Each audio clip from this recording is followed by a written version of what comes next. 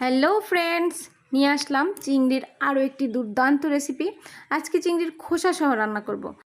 প্রথমে কেচি দিয়ে মাথার যে কাঁটাটা আর লেজটা কেটে নিলাম। এবার টুথপিকের সাহায্যে মাথার ভিতরে যে একটা ময়লার থলে আছে সেটা, আর দুই সাইডে দুটো দাঁতের মতো আছে, সেটাও মুখে পড়লে কেমন জানি লাগে, ভালো লাগে না, সেটাও ফেলে দিলাম।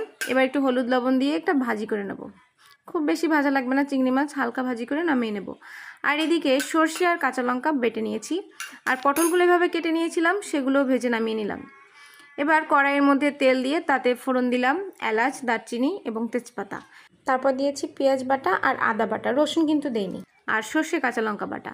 তারপরে হলুদ, মরিচ, লবণ সব কিছু দিয়ে মশলাটা ভালোভাবে কষবো। এদিকে নারকেলের দুধটা বের করে নিচ্ছি। নারকেলটা হালকা একটু বেটে নিয়েছি, মানে দুবারের মতো বেটে নিয়েছি, তাতে মালাইটা বা দুধটা খুব ভালো বের হয়। আর এদিকে মশলাটাও কষানো হয়ে গেছে। এবার সেই ভাজা পটল আর চিংড়িগুলো দিয়ে নেড়েচেড়ে আরও কিছুক্ষণ নাড়বো। তারপরে পরিমাণ মতো জল দিয়ে দেবো। খুব বেশি ঝোলঝোল হবে না, এটা মাখো মাখো হবে, গামাখা গামাখা। এবার একটু ঢাকা দিয়ে দিলাম পটলটা সিদ্ধ হওয়ার জন্য। সিদ্ধ হয়ে গেছে।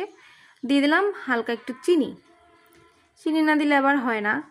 তারপর দিলাম এবার লাস্ট পর্যায়ে নারকেলের দুধটা দিয়ে, তারপর একটু জিরে গুঁড়ো, দারচিনি গুঁড়ো দিয়ে নামিয়ে নেব। ব্যাস, তৈরি হয়ে গেল পটল চিংড়ি। দেখতে যেরকম লোভনীয়, খেতেও কিন্তু দারুণ।